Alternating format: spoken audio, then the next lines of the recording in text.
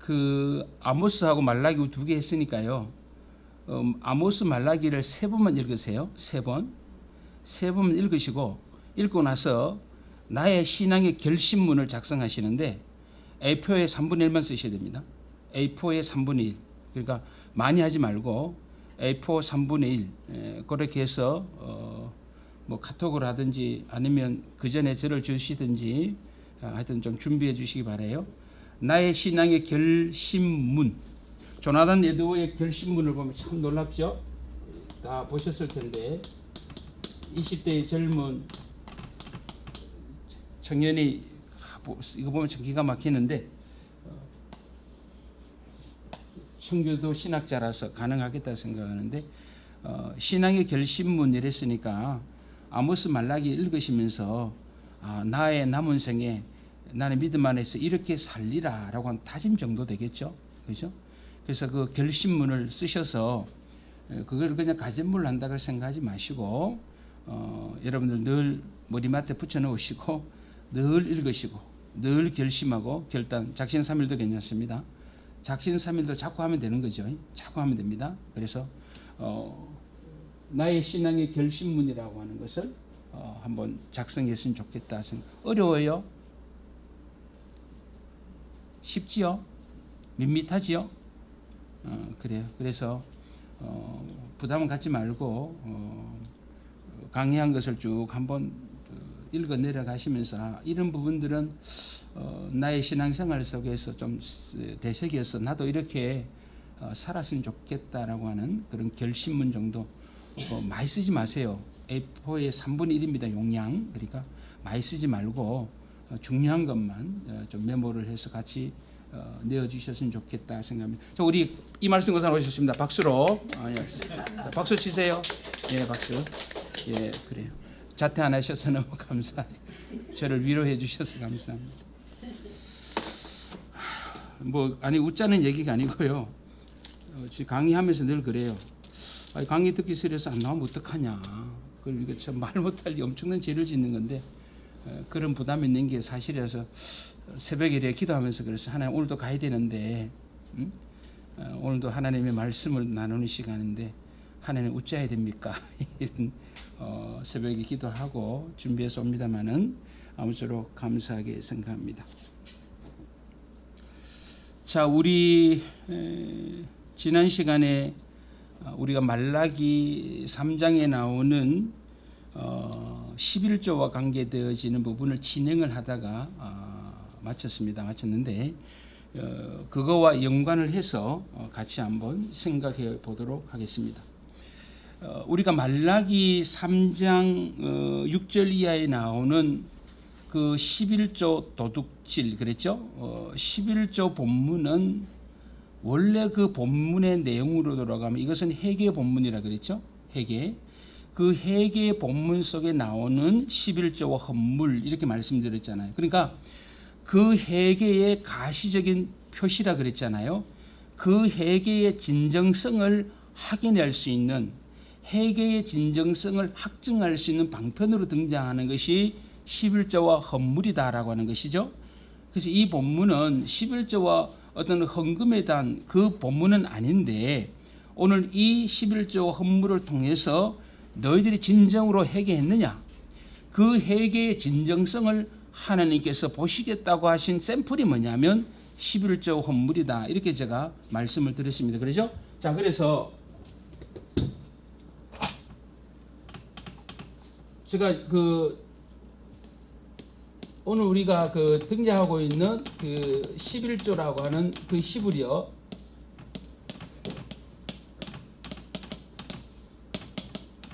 이 마세르라고 하는 11조 이거 하나와 더불어서 테루마라고 하는 거 있잖아요. 테루마.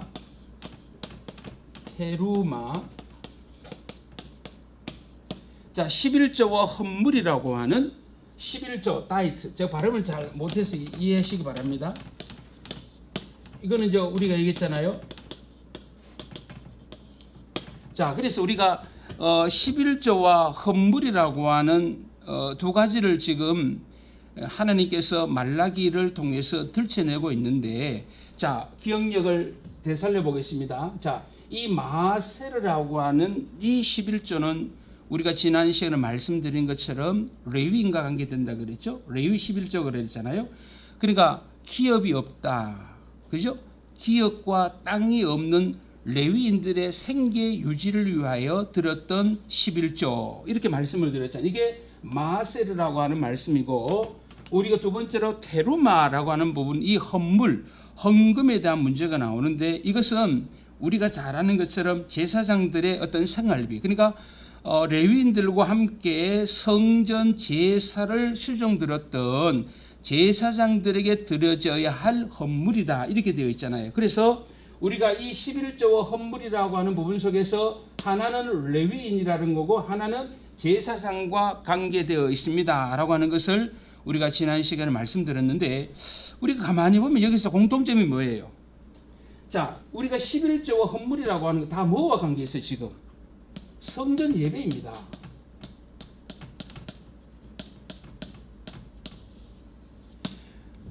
우리가 11조와 헌물을 얘기할 때 여기 레위인이 등장하고 제사장이 등장하는데, 결국은 뭐예요? 이 레위인과 제사장이 없는 성전 예배는 상상할 수 없는 거잖아요. 그러니까 이 말씀은 뭐냐면, 우리가 11조와 헌물의 문제는 예배를 보존하기 위한 최소한의 방편이 되어진다. 그래서 성전 예배가 보존이 되어지기 하기 위하여, 그래서 그 성전 예배를 수종들고 있는 레위인과 제사장들을 위하여 하나님이 특별히 뭘 말씀하셨다? 11조 헌물이라고 하는 것을 말씀하셨고, 이 11조 헌물은 그래서 누구의 몫이냐? 하나님의 것이라고 하는 거지.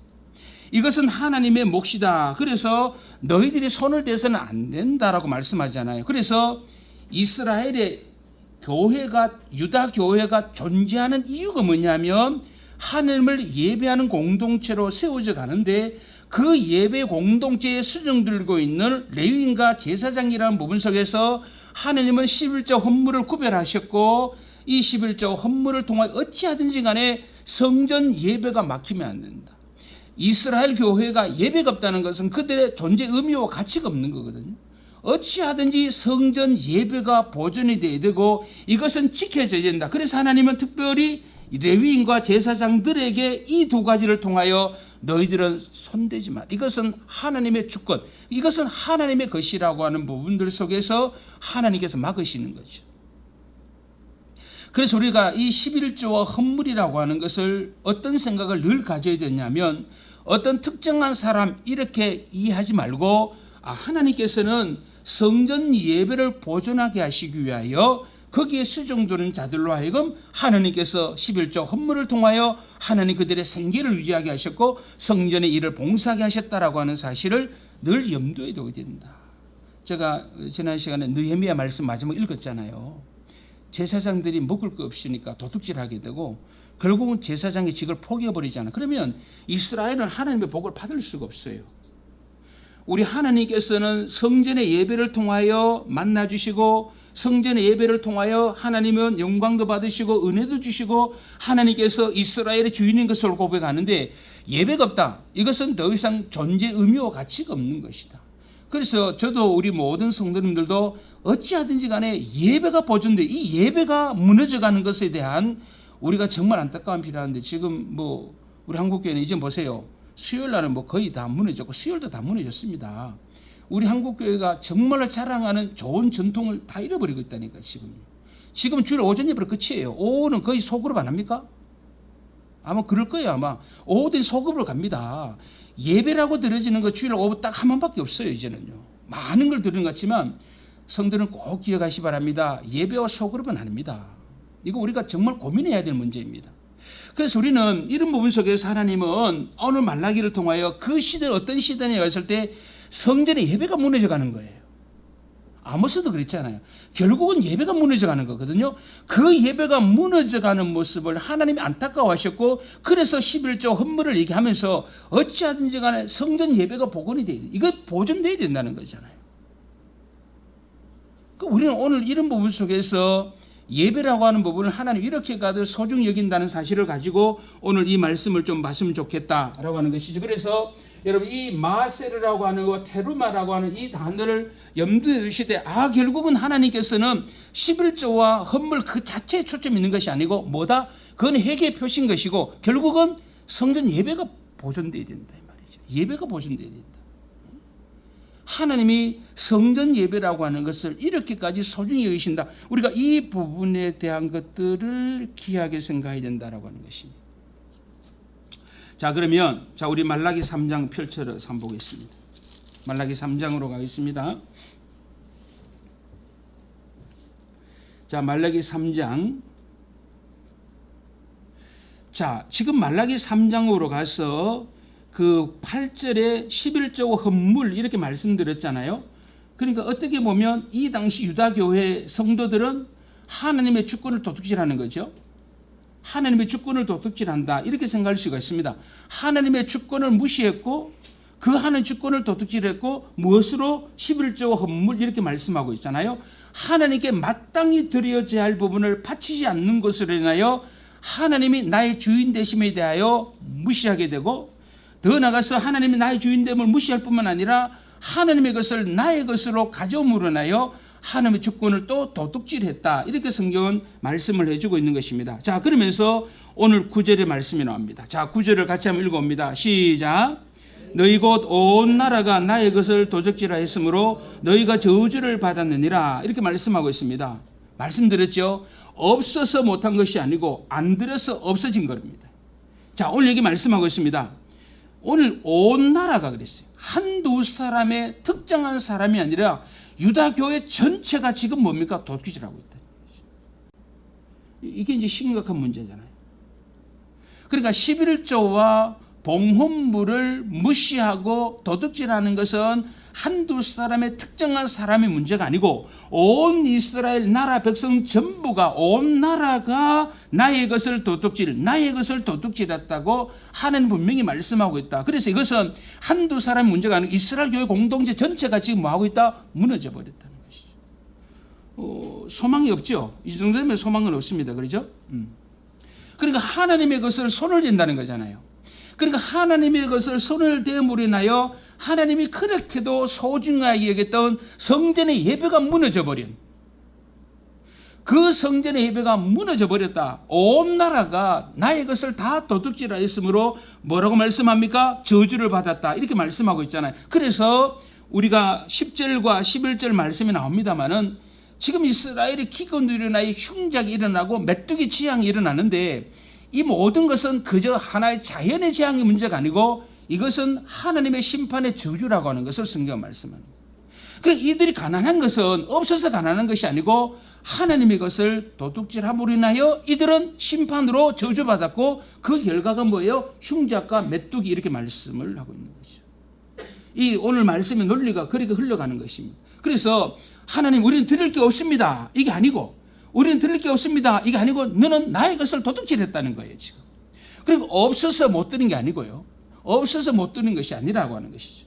그래서 오늘 이 부분 속에서도 분명히 말씀하는 것은 뭐냐면 오늘 예언자 말라기가 말하는 것은 너희들이 이런 고난과 가난과 흉작 이것은 자연의 재앙이 아니야. 이것은 하나님과 너와의 관계 속에서 하나님의 심판의 그 저주의 결과로 너희들 흉작이 왔고 메뚜기 재앙이 왔다라고 하는 것을 하나님은 말라기를 통해서 분명하게 말씀해 주고 있다. 하나님 난 들을 게 없습니다 이거죠. 왜 들을 게 없어? 너 진짜 없어서 아니라고 말씀하죠. 뭐 이것을 우리가 뭐 절대적인 부분들은 아닙니다만은 우리 예수 믿는 신자들이 그렇습니다. 우리가 살아가면서 이렇게 절망적인 상황과 환경이 이것이 뭐 물질적이든 인간관계든 모든 게 마찬가지입니다. 우리가 어떤 절망적인 어떤 형편과 상황이 도래되어지면 시선을 밖으로 돌리지 말고요. 시선을 하나님과 나에게로 빨리 먼저 돌려야 됩니다. 근데 우리는 저도 그렇지만 참 우리 안타까운 게 뭐냐면요. 이게 성도들하고 상담을 해보면서 느끼는 게 뭐냐면 면전에서 그 얘기 못해요. 해주고 싶은데 왜? 해주면 교회 나갈 것 같았어. 근데 답을 몰라요. 저의 눈에는 보이거든요. 근데 상담을 해보면 항상 원인은 저 사람에게 있어요. 나는 맛있는 것을 사줬고 나는 그렇게 사랑했고 내가 너를 어떻게 보여줬는데 네가 나에게 그럴지 일어나거든요. 근데 제가 보면 보이거든요. 이 사람 보통 아니에요. 제가 보면 겁나요. 그리고 우리 많은 경우에 있어서는 자기 의와 자기 만족에 우리 수준을 두고 따지는 굉장히 많습니다. 우리는 자기 의와 자기 만족이 신앙으로 완전히 이렇게 포장이 돼버리잖아요. 근데 많은 경우에 보면 신앙을 얘기하고 믿음을 얘기하지만 그 속에는 자기 의와 자기 만족이 그 속에 딱 자리 잡고 있는 거예요. 이게 굉장히 많아요. 그래서 이래 보면 제가 볼 당신이 문제인데 당신이 교회에서 늘 하는 거 보면 참 사람이 너무 차갑고 너무 이기적이고 모든 게 자기중심이고 이런 게 저희 눈에는 보이는데 안 보인다 이 말이죠. 그러니까 사람이 이상해져 가는 것 같아요. 우리 예수 믿는 사람이 내가 생각지도 못한 사람을 통해서든 환경을 통해서든 일을 통해서든 우리가 어려움을 당하면 제일 먼저 하나님 앞에 나를 오늘 말라기 시대의 유다 백성들의 실패가 뭐예요? 자기들은 왜 흉지하게 왔느냐? 왜 없어서 왔느냐? 이 부분 속에서 문제를 찾지를 못한 거예요. 이게 문제거든요. 너희들이 없는 게 아니에요. 문제는 이들이 심판을 받는 거죠. 하나님의 심판으로 저주를 받았습니다. 이 부분 속에서 회복하는 길은 뭐냐면 하나님께 돌아가면 되는데 하나님께 돌아갈 일은 생각하지 않는다라고 하는 것이죠. 뭐만 생각합니까? 하나님 어찌하여 나에게 그렇게 할 수가 있습니까? 이렇게 나오죠. 제가 이제 다음 시간이 되면 다뤄야 되겠습니다만은 말라기 1장 1절에서 5절까지 보면 실망에 대한 얘기 나오거든요. 하나님께 너무 실망하는 이들이 마음대로 하는 예배합니다. 눈먼 거, 저는 거, 막 병신 이거면 다 갖다 바치죠. 왜? 너무 실망해가지고. 그리고 하나님 앞에 막 비아냥거립니다. 와서. 그래서 우리가 이런 부분들을 보면서 그것은 단순히 이스라엘의 문제가 아니고 오늘 이 시대라는 저희들도 신자로서 어려움을 당할 때 행여나 안 그랬으면 좋겠지만 하나님께서 나 자신에 대한 해결을 촉구하기 위하여 가난도 주고 실패도 주고 아픔도 준 것은 아닌가라고 하는 돌이킴이 필요하다. 제가 요새 시편을 보면서 성도들 늘 강조하는 거 뭐냐면 우리는 성공, 실패 아니면 질병과 다 좋아요. 우리 믿는 성도들은 어떤 사건과 일을 통해서도 그걸 통하여 하나님이 어떠하심을 알아가야 됩니다. 그러니까 나는 병이 걸렸어요. 나았습니다. 끝. 이게 아니고요. 나는 성공했습니다. 끝. 이게 아니고 우리가 살아가면서 어떤 사건과 일을 어떤 사람이든지 간에 항상 우리는 그 일을 통해서 하나님을 만나고 하나님 어떤 분이신가를 점점 알아가는 작업이 없으면 미안하지만 실패하는 것이죠. 우리가 견고한 신앙이라면 거기 나오는 것이죠. 그래서 우리 믿는 사람 넘어진다 감사하죠. 왜? 넘어짐을 통해서 하나님이 어떠하심을 배워가는 거예요. 말 못할 아픔과 실패와 속상함과 억울함 그것을 통하여 주님을 만나잖아요. 하나님은 이런 분이시구나 저런 분이시구나 알아감으로 인하여 하나님에 대한 신뢰가 더 깊어져가는. 그래서 우리의 삶이라고 하는 것은 하나님의 절대 주권 나라에 있습니다라고 하는 것을 생각하고 하나님의 섭리하에 있다는 사실을 인정하면 우리가 플러스 인생이든 마이너스든 상관없이 그 플러스 마이너스 인생을 통해서 하나님이 이런 분이구나 내 입술을 통해 하는 고백을 받으시기를 원하는 거죠. 우리 거기서 실패하면 창세기를 보십시오. 아브라함의 인생 속에 하나님의 성무가 굉장히 많이 나옵니다. 아브라함의 그 하나님의 성무를 고백하는 꼭 성공해서 그 고백이 나옵니까? 아니에요. 실패 속에서도 하나님을 고백하잖아요. 우리가 신앙생활하면서 연륜이 쌓인다는 것은요. 하나님이 어떠하심을 풍성히 알아가는 거죠. 그래서 비가 오나 눈이 오나 늘 이제는 하나님 의지하고 살 수 있는 게 되는 거예요. 변덕스럽지 않습니다. 그래서 우리가 신앙이 얼마나 견고하고 성숙하냐는 뭘 보면 아느냐? 신실성 보면 됩니다. 신실성. 저 성도가 교회를 섬기고 주님을 섬기고 믿음 생활하는데 얼마나 신실하느냐? 이것이 뭐예요? 그분의 믿음의 척도가 됩니다. 다른 거 볼 필요 아무것도 없습니다. 왜냐하면 우리 인생살이 별 차이 없습니다. 아시겠어요? 다 한 번씩 기회가 주어지면 얘기 들어보면 산전수전 공정제 다 거친 사람들이에요. 할 얘기 많습니다. 그럼에도 불구하고 왜 우리가 신실하게 그게 믿음이라고 해요. 우리가 그런 믿음을 소유해야 돼요. 전처럼 그런 믿음을. 그런데 지금 이스라엘이 이걸 못 깨닫는 거예요. 자기들에게 문제가 뭔지를 모르는 거예요. 지금. 그러니까 실망하는 거죠. 하나님 언제 우리 사랑했습니까? 야, 뭔 소리 하고 있어? 내가 얼마나 너희를 사랑했는지 알아? 하나님께서 뭐 에서 얘기하잖아요. 에돔 얘기하고 있거든요. 근데 이스라엘은 하나님 언제 실망하는 거죠. 그러니까 하나님 앞에 막대하는 거예요. 그래서 우리가 이런 부분들을 보면서 우리 신자들은 살아가면서 아하, 어떤 부분 속에서 절망적인 형편과 상황이 올 때 제일 먼저 사람이 아니라 하나님 앞에 엎드려서 내가 회개해야 할 부분이 없는가 돌아보는 거예요. 아시죠? 뭐 전화기 끊고 막 찾아가서 싸우지 마세요. 너 기다리고 있어. 네 간다. 그런 분 있어요. 막 전화하다 열받아가지고 너 기다리고 있어. 네 간다. 가서 막 머리채 다 뽑고 오는 사람이 그래 와서 교회 와서 또 회개해요. 주여 머리 그제 뽑은 거 용서해 달라고. 머리채를 뽑지를 말라고요. 제가 얘기하는 것은. 뽑고 기도하지 말고. 우리가 오늘 이 부분들을 보면서 좀 이런 부분들을 됐으면 좋겠어요. 박정수 집사님 알겠죠? 속상하다 신랑한테 막 퍼붓고 밥 안 주고 그런 수준 낮은 싸움 하지 마. 왜 그 수준 낮은 싸움하고 동물도 싸울 때 먹거리 가지고는 장난치지 않아요.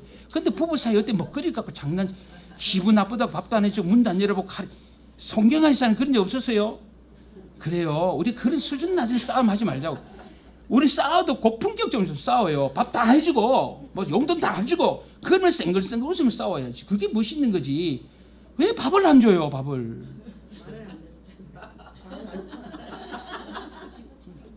왜 시선 남편이 왜 지갑을 왜 뒤져요? 옷을. 그렇게 믿음 없이 어떻게 살아요? 뭐 남편이 옷에 냄새는 어때요? 뭐가 그렇게 중요해요? 그게. 지금 내하고 사는 남편이 중요한 거지. 우리가 좀 우리 예수 믿는 사람 좀 수준 높게 싸우고요. 우리가 좀 고품격적 싸워야죠. 어떻게 우리가 그러면 안 돼요. 이 말씀 권사님 싸울 것이 없어서 이 말이 뭔지 이해 안 되시지? 어떻게? 자, 그런데 오늘 여기 말씀에 보면 자, 온 나라입니다. 한두 사람 문제가 아니고 총체적인 위기가 와 있는 것이죠. 누가 타담 안 됩니다. 타담 안 돼요. 자, 그런데 오늘 10절 이하에 오늘 말씀에 보면 이제 뭔 얘기 하냐면 자, 그래. 너희들이 살 길을 내가 제공해 주겠다라고 말씀하면서 오늘 뭐라고 말씀하고 있느냐면 자, 10절 읽어봅니다. 시작. 만군의 여호와가 이르노라 너희의 온전한 11조를 창개해드려 나의 집에 양식 있게 하고 그것은 나를 시험하여 내가 하늘 문을 열고 너희에게 복을 쌀 것이 없도록 붙지 아니하냐 보라. 이 말씀이 등장합니다. 자, 이제 뭔 이야기를 합니까? 내가 너희들의 살 길을 보여주겠다는 겁니다. 너희들이 정말로 왜 지금 고난 속에 있고 왜 너희들이 어려운 속에 있고 왜 실망 속에 있는지 알아. 나는 문제가 없어. 나는 전혀 문제가 없는데 너희들이 문제가 있어. 너희들이 살 길을 내가 가르쳐 줄 테니까 돌이켜라. 돌이키라고 말씀합니다. 뭐라고 말씀합니까? 너희 온전한 11조를 창교를 드리고 양식 있게 하고 그리고 나를 시험해서 이렇게 하나 두고 보라까지 말씀을 하고 있잖아요. 자, 오늘 10절의 말씀이 참 위기의 말씀이 되어진다라고 생각할 수 있는데요. 자, 오늘 하나님께서 답을 줍니다. 이스라엘이 회개를 하고 이스라엘이 돌이키게만 하면 기근과 재앙과 흉년으로 황폐해진 땅에 축복의 비를 퍼부어줄 것이고 메뚜기가 금할 것이고 밭에 풍성한 열매를 맺게 해주시겠다라고 말씀하고 있는 것이 뭐요? 바로 이어서 11절과 12절에 등장하고 있습니다. 자, 그러면 자, 여기서 성도 여러분, 이스라엘이 회개하고 돌이킨다는 게 뭐냐? 이스라엘은 어디서 돌아서야 되느냐?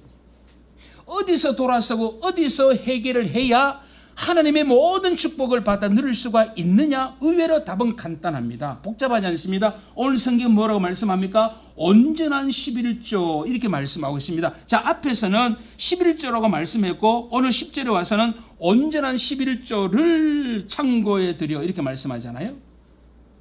자, 오늘 하나님은 지난 시간에 제가 회개가 뭔지를 말씀드렸잖아요. 우리가 회개의 마지막 순서로 가서 중요한 것이 열매라고 말씀드렸잖아요. 삶의 열매로 반드시 나타나야 할 것이 회개라고 그랬잖아요. 회개는 감정적인 뉘우침도 아닙니다. 입술로 결신하는 것도 아니고 회개는 반드시 삶의 열매로 나타나야 된다. 하나님 오늘 이렇게 말씀합니다. 너희들이 회개하고 돌이키라. 그러면 산다. 모든 것이 회복되어진다. 라고 말씀하면서 딱 하나를 말씀하고 있는데 그게 뭐냐면 온전한 11조 이렇게 말씀을 해주고 있습니다. 제가 집에 가면 유튜브를 보거든요. 금요일 날 우리 장 목사님 올려주면 보는데 두 가지 마음이 들어요. 첫 번째, 목소리가 너무 역겨워요. 제가 저 목소리를 들어 너무 역겨워서 듣기가 싫어요. 두 번째, 강의를 저렇게도 못하냐. 아니, 그냥 하는 게 아니고 진짜 그래요. 왜 저럴 때 왜 저렇게 말했지? 막 이런 후회를 하지만 그게 잘 안 돼. 왜? 따라합시다. 실력이 한계. 그게 문제예요. 한계. 그래서 어쩔 수 없거나 이 생각을 해보는데, 자, 여기 보시기 바랍니다. 자, 온전한 11조가 뭐예요?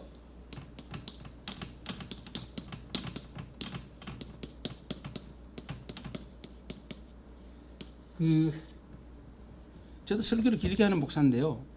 성경 인용하는 구절을 반드시 설명을 하기 때문에 길어져요. 그냥 목회자들의 성경 구절 막 인용하고 넘어가면 안 됩니다. 그 인용 구절이 뭔지를 잘 모를 때가 정말 많거든요. 자, 여기서 보세요. 온전한 11조라고 그랬잖아요. 온전한 11조. 이게 온전한 11조가 뭐예요? 어디 가세요? 이미향 지사님, 향기로운 지사님은 어디 가셨나요? 얼굴이 안 보이십니다. 춤을 켜놓고 설마 어디 가신 건 아니겠지? 어디 가셨어요? 이 정도는 안 나오시는데? 나오셔야 되는데? 이상하다. 그래요. 자, 온전한 11조. 온전한 11조가 뭐냐? 근데 영어 성경에 보니까 홀이라고 써놨어요. 홀이라고 써놨습니다. 홀. 온전한 11조. 그러니까 요거보다는 요것이 히브리 언어에 더 가까워요. 온전한 11조를 홀 사이트 이렇게 나오거든요. 이렇게 나와요. 근데 요거 온전한 11조라고 하는 것을 히브리 원문으로 보면 이렇게 되어 있어요. 정자로 써야 되겠어요.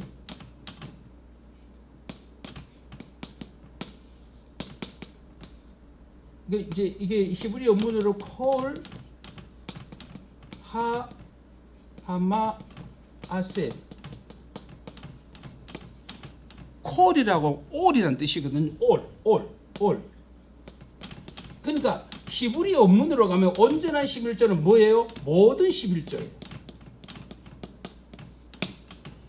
그러니까 온전한 11조를 드리라 이렇게 말씀하는데, 여기 온전한 11조는 뭐냐라고 말했을 때 모든 11조 이렇게 말했어요.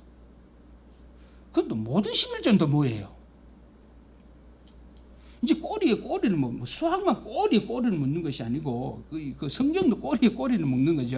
자, 앞에서는 11조 헌물을 하나님 분명히 지적했잖아요. 그 헌물과 11조를 지적하고 나서 오늘 10절에 와서는 11조를 얘기할 때 여기다 수식하는 단어를 놔놨는데 온전한 11조를 드리라 그랬고, 온전한 11조를 드리라 이렇게 말씀하고 있잖아요. 자, 온전한 11조를 참고해 드려야 된다고 말씀하는데, 이 온전한 11조를 히브리 원문에 보니까 콜 하마세르 이렇게 여기서 되어 있다라고 하는 것을 확인할 수가 있거든요. 콜 하마세르 이렇게 말씀하고 있잖아요. 그러면 모든 11조는 뭐냐? 이거 모든 11조는 어떤 11조를 말하느냐 또 고민이 되는 거잖아요. 모든 11조는 그럼 뭐지? 이렇게 또 의문이 가잖아요. 그렇죠? 자, 그래서 그러면 여기서 오늘 말라기를 통하여 말씀하고 있는 모든 11조가 어떤 의미겠느냐라고 하는 것을 우리가 한번 성경으로 돌아가서 같이 한번 보도록 그렇게 하겠습니다. 이제 이걸 풀어야 됩니다. 이걸 풀어내야 우리가 11조에 대한 얘기를 할 수가 있거든요. 자, 그러면 모든 11조라고 하는 것은 두 가지 의미로 해석이 가능합니다. 여기 나오는 모든 11조, 온전한 11조를 참고해 드려라 이렇게 말씀하고 있는데, 저 여기서 모든 11조를 말을, 첫째는 11조 얘기합니다. 다. 자, 11조 얘기인데 11조인데, 자, 여기, 자, 중요합니다. 11조인데,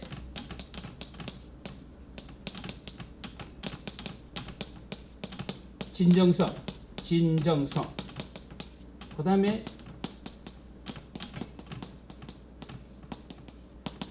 이 두 가지를 생각해야 됩니다. 그래, 여기서 말하는 것은 11조 분량의 진정성의 문제 하나하고, 두 번째는 11조 활용하는 거, 11조 활용과 관계되어지는 진정성, 이 두 가지를 여기서 우리가 생각을 해야 된다라고 하는 것입니다. 자, 그러면 오늘 여기서 말씀하고 있는 11조 분량의 진정성이다. 이게 뭐냐면, 자, 유다 백성들은요 스스로 제대로 11조를 잘 바쳤대요. 근데 오늘 말씀한 제사장들은 뭐라고? 예언자는 야뭔 소리라고 난 뭐 동의 못하겠대. 이게 문제입니다. 자, 11조의 분량을 얘기하고 있는데 이게 문제예요. 유다 백성들은 우리는 하나님께 11조 제대로 잘 바쳤습니다라고 얘기하는 거예요. 근데 예언자 뭔 소리 하고 있어? 너희들은 11조 제대로 바친 적 없어. 이거 어떻게 이 생각이 안 맞다 이 말입니다. 오늘 여기서 우리가 생각할 것이 그거예요. 백성들의 생각 그리고 오늘 예언자의 생각이 다르잖아요. 동의를 하지 않아요. 말라기 선지자는요.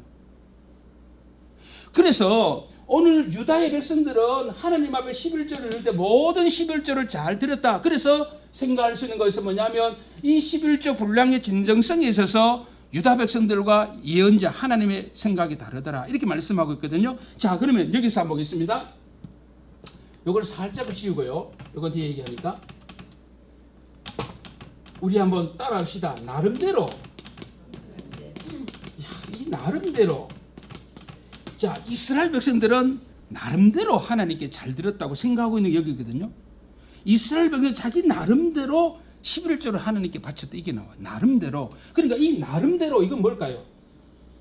이게 자, 여러분 나름대로 유다의 백성들은 나름대로 11조를 잘 들었어요. 그러면 나름대로 드렸다는 것이 무슨 뜻이겠느냐라고 하는 것이.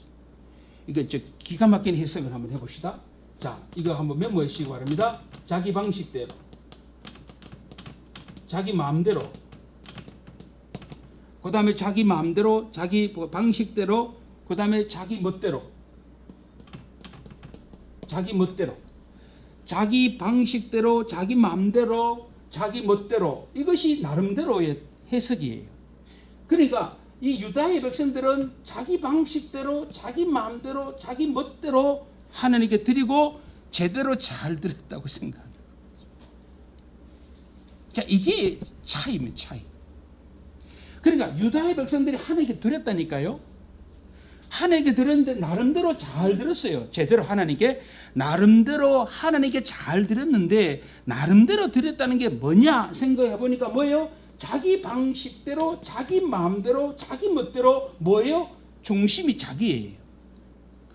그러면 유다의 백성들이 하나님 앞에 11조를 드린다고 말했을 때에 나름대로 제대로 잘 드렸다고 말하는데 하나님은 no 이렇게 말씀하거든요. 그러면 자기 마음대로 자기 방식대로 자기 멋대로 드렸다? 목사님 어디로 합니까? 한번 성경을 한번 봅시다. 한번 봐요. 1장으로 가겠습니다. 1장. 자, 1장으로 가서 확인하겠습니다.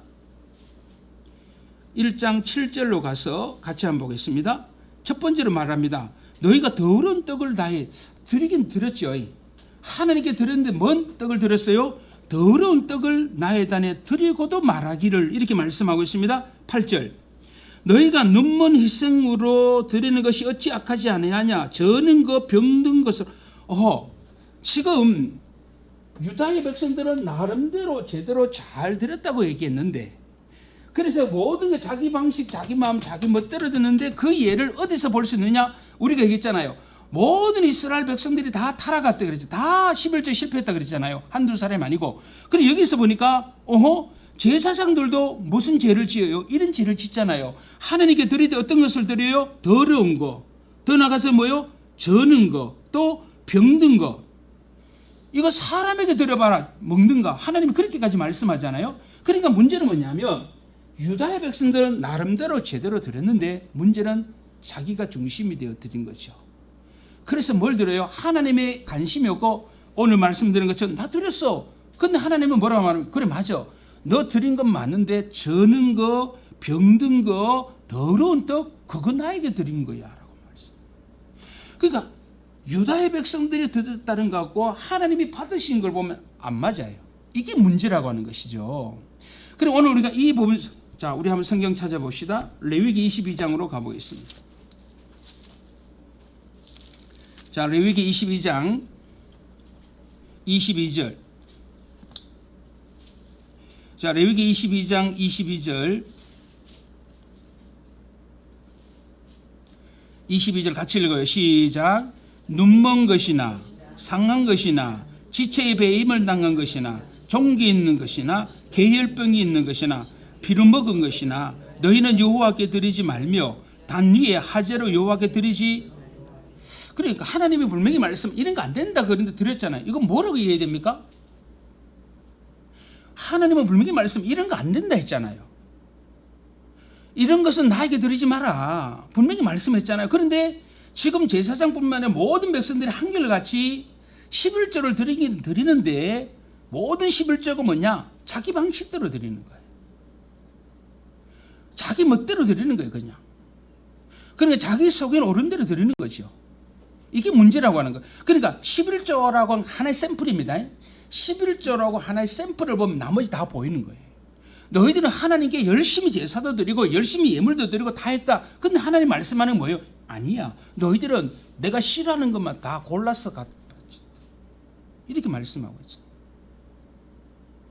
그리고 오늘 우리가 이런 부분 속에서 분량의 진정성이라고 부분을 생각할 때 어떤 종류의 제물을 드리느냐, 더 나가서 그 하나하나의 제물을 봐도 하나님이 다 노한 것만 갖다 드립니다. 여러분 교회에서 요사이도 맥주 감사절 지켜요? 그런 교회 없죠? 요사이도 맥주 감사절 지키는 교회 있어요? 지난주에 성령 강림절 지켰어요? 왜 안 지켜요? 왜 안 해요? 참 이상해요. 우리는 6월절은 왜 하나님의 교회만 지켜요? 왜 장로교회는 6월절 왜 안 지키는데요? 왜 맥주절만 지켜요? 지난주에 성령 강림절 있잖아요. 성경의 모든 절기는 주일입니다. 이건 저에게 칼빈이 종교개혁자들은 주일의 모든 절기의 집합체예요. 주일이. 그러니까 성경에서 말한 절기는 예수님의 탄생도 초대 교회사를 공부해 보면요, 탄생은 별로 관심이 없습니다. 죽으심과 부활과 성령 강림이에요. 우리가 그리스도의 그 구속의 사역과 관계되어서 절기를 지켜야 되거든요. 이건 저 얘기가 아니고 바울이 골로새서 2장 16, 17절에 말씀했잖아요. 모든 절기는 그림자라 그랬어요. 모든 절기는 그림자요 모형이라 그랬잖아요. 실체는 누구예요? 그리스도라 그랬잖아요. 그러니까 절기는 그리스도 오심으로 다 폐지되는 거예요. 그러니까 그리스도의 죽으시고 부활이 주일날이잖아요. 그러니까 우리 한국교회는 주일이라고 하는 것을 정말 다시 생각해야 되는데 오늘 우리는 참 한국교회는 어색한 텐션을 취하고 있다는 거예요. 맥주절을 또 지킨다고요. 이상해요. 왜 그럴까? 그리고 우리가 신학적인 고민을 안 한다는 거죠. 우리가 교회 역사를 살펴봐도 성경의 말씀을 보다 너무나 분명한데 이 말이죠. 자, 그 얘기로 가면 안 되고요. 자, 우리가 오늘 이 부분 속에서도 우리가 생각할 것이 뭐냐면 오늘 여기서 하나님은 분명히 말씀하는 것은 너희들이 하나님 앞에 제물을 이런 것은 되고 이거 안 된다. 분명히 말씀했는데 이거 드렸다는 건 뭐예요? 이거는 하나님께 뭐 하는 겁니까? 이건 반항하는 거죠. 이건 악질이라고 하는, 그러니까 순악질입니다. 이건 악질. 이런 악질이 어디 있어요? 하나님께서 말씀하고 있는 정면으로 도전하고 있잖아요. 그런데도 문제는 드렸다는 거잖아요. 그렇죠? 우리는 들었습니다 이 말이죠. 온전한 11조, 그냥 하나님이 온전한 11조 드려보라는 얘기잖아요. 그 말은 뭐, 우리 드렸는데요. 말씀하고 있잖아요. 드렸어. 근데 하나님 뭐야? 야, 아니야. 너희 드린 건 맞는데 아니야. 역겹다고 말씀하잖아요. 역겹다. 너희들 보는 것이 역겹다라고 말씀하고 있잖아요. 이 부분 속에서. 그래서 우리가 이 부분들을 생각하면서 우리가 알 수 있는 이스라엘 백성들 11조는 이 불량의 진성성의 문제. 그러니까 하나님께서 말씀하고 있는 체물이 아니고 하나님이 말씀하지 않았던 그 모든 것들을 하나하나에서 구별해서 막 진짜 드린 것 같아요. 하나님께서 드리지 말라는 것만 찾아서 이렇게 오늘 성경을 통하여 확인할 수 있는 것입니다. 그래서 오늘 예언자 말라기의 보기에는 이 당시 유다교의 성도들이 드렸던 온전한 11조는 진정성에 있어서 불량에 있어서 불합격 이렇게 말씀을 해주고 있는 것입니다. 이것이 바로 온전한 11조 생활에서 실패했다. 이런 종류 하나님께 드렸다. 그래. 그런데 뭐예요? 진정성에서 너희들은 실패한 거야. 이렇게 말씀하죠. 자, 두 번째로 우리가 생각할 것이 있는데요. 자, 11조의 어떤 분량의 진정성이라고 생각한다면 또 하나 우리가 생각할 게 아까 그랬잖아요. 활용입니다. 활용. 이 활용의 진정성이 문제가 있는데요. 자, 우리가 구약 성경에 보면요. 11조를 잘 들여서 복을 받는 것은 딱 두 본문밖에 안 나와요. 성경에서. 오늘 여기 한 본문이 나오고요. 또 하나가 나와요. 자, 우리 한번 찾아보도록 그렇게 합시다. 신명기 14장으로 가보겠습니다. 자, 신명기 14장 28절과 29절을 보겠습니다. 11조로 인해서 하나님이 복을 주신다. 와, 놀란 얘기입니다. 11조는 드려야 됩니까? 말아야 됩니까? 거기에 대해서 1차적 답이 나오는데요. 자, 14장 제일 마지막 28, 29 같이 읽어봅니다. 시작. 매 3년 끝에 그의 소산의 10분의 1을 다 내어 내 성읍에 저축하여 너희 중에 분깃이나 기업이 없는 레위인과 내 성중이 의구하는 객과 및 고아와 가부들로 와서 먹어 배부리게 하라. 그리하면 내 하나님 여호와께서 너희의 손으로 하는 범사에 내게 뭐한다? 복을 주시리라. 이렇게 말씀을 해주고 있습니다. 자, 여기 잘 보세요. 오늘 28절에 뭐라고 말씀하고 있습니까? 10분의 1이다. 이렇게 말씀을 하고 있습니다. 10분의 1을 내 성읍에. 근데 마지막에 뭐가 나와요? 내 하나님 여호와께서 너희의 손으로 한 범사에 내게 복을 11조를 잘 드림으로 인해서 하나님이 복을 주십니다라고 기록하고 있는 유일한 본문 중에 하나가 오늘 신명기 말씀 14장에 등장하고 있습니다. 자, 그런데 우리가 딱 보니까 눈치껏 보니까 뭐가 나와요? 매 3년 끝에 그의 소산의 10분의 1이죠. 이건 뭘 말합니까? 송경아 지사님, 앞에 계시는 박정수 지사님, 매 3년 끝에 11조는 무슨 11조? 아, 이거 다 했잖아요. 어떡해요? 아니, 저 안 가르쳐 줬어요? 그래서 제가 비판한다니까. 자아 비판을 하는 거예요. 얼마나 못 가르쳐 놨으면. 3년마다 한 번 드리는 것은 자선의 11조라 그랬잖아요. 국률, 자선, 구제 11조. 여기 보니까 매 3년 끝에 그의 소산의 10분의 1 그러니까 자선의 11조. 용도는 뭐라고요? 고아와 가부와 나그네와 같은 약자.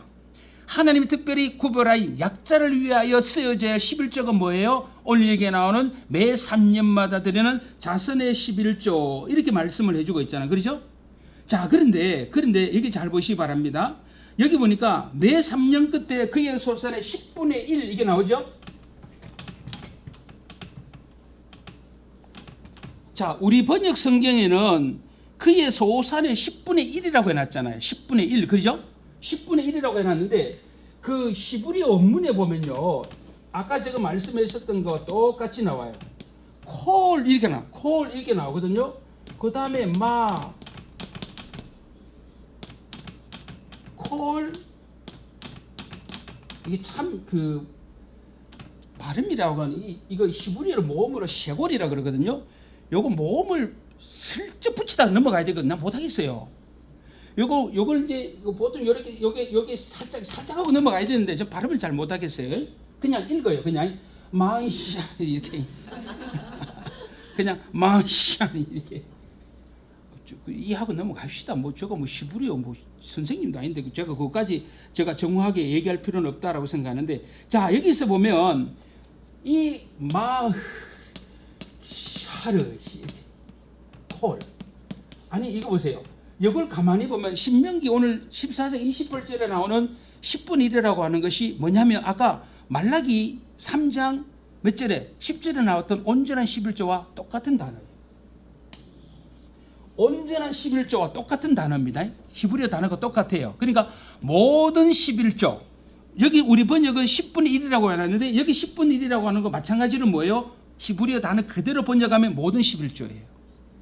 아하, 그러면 말라기 3장 10절에서 너희들 온전한 11조를 들어보라 라고 했던 그 온전한 11조는 뭔 11조? 구제, 자선의 11조를 말합니다. 이해돼요?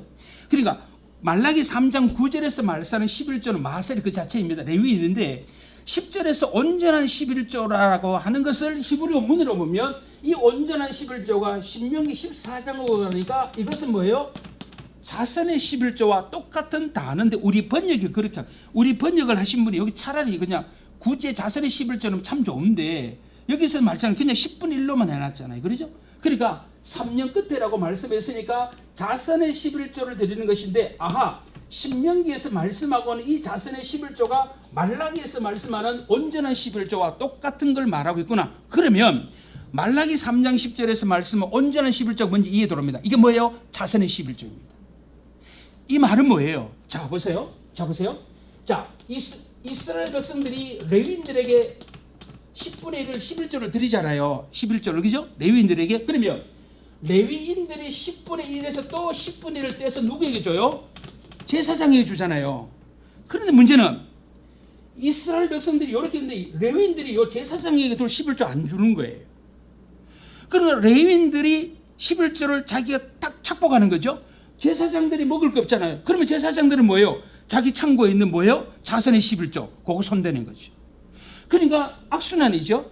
레위인들이 11조를 떼먹어요. 제사장들이 또 자선의 11조를 떼먹어요. 백성들이 뭐 먹고 살아요? 고아와 과부 나그네 약자들이 먹을 게 없잖아요. 그러니까 지금 뭔 얘기하고 있느냐면 말라기가 얘기하는 것은 뭐냐면 자 봐라. 백성들이 레위의 11조를 드렸는데 문제는 레위인들이 11조를 누가 제사장이 안 주는 거예요. 그러니까 성전에 제사를 하면서 그들의 생활을 유지해야 되는데 안 주잖아요. 그러면 제사장들은 뭐예요? 제사장들은 거기 성전의 창고에 들어있는 자선의 11조 3년 한 번이니까 그 11조 손을 싹 손대는 거죠. 그 제사장들이 훔치는 거잖아요.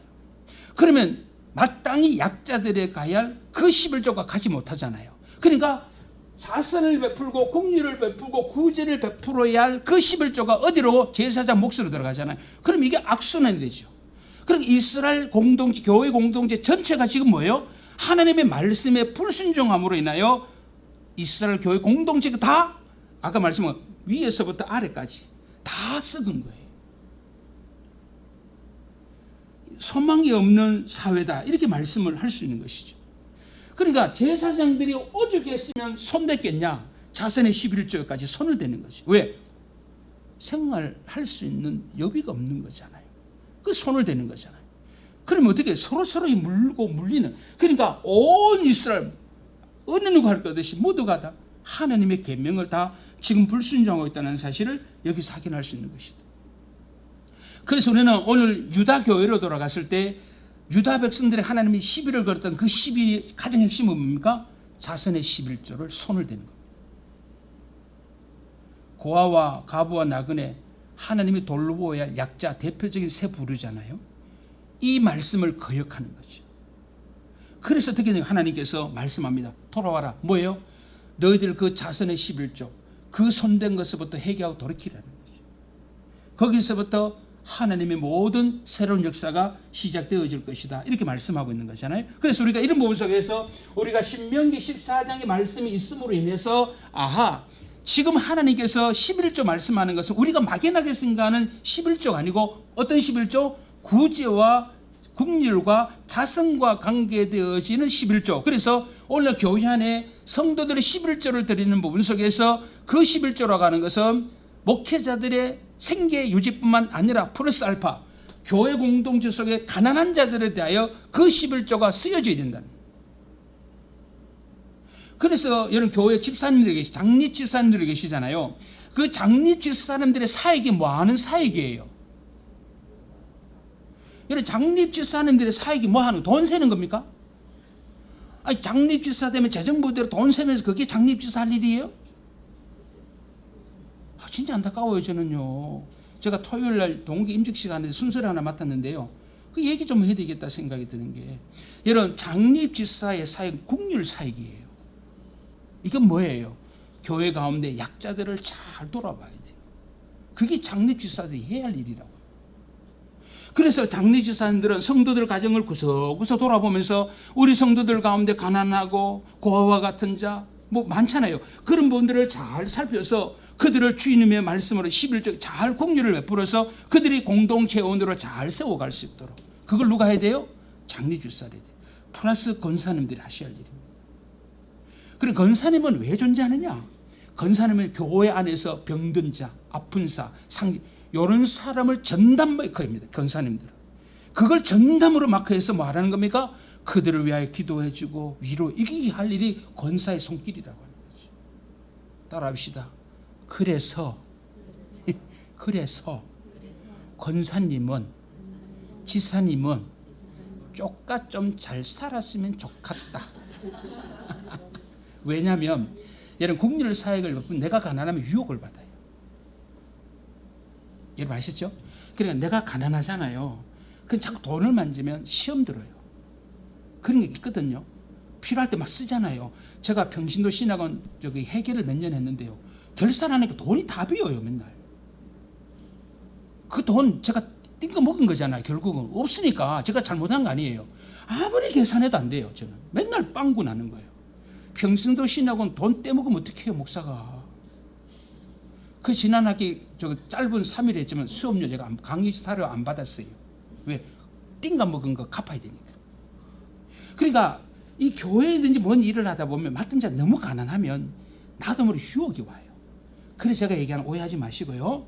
이 집사와 권사님의 이 국률 사역을 하기 위해서는 너무 가난한 것도 참 힘들겠다 생각이 들어요. 오해하지 마세요. 자, 5분 쉬겠습니다.